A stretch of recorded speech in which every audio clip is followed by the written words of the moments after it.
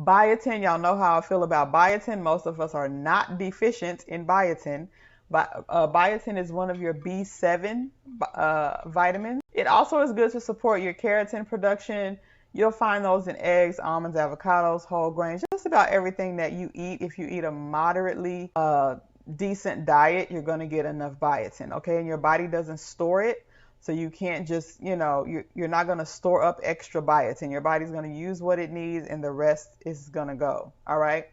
Zinc is another one, and this helps with hair tissue repair and growth. That's going to be your beef. Things like pumpkin seeds. If you have not had pumpkin seeds, try them. They are amazing. They have lots of benefits, especially cancer prevention. I ate a lot of pumpkin seeds when I was going through my cancer struggles. I'm not going to say pumpkin seeds cured me, but I did do a lot of research on nuts and seeds and things like that that help with cancer prevention.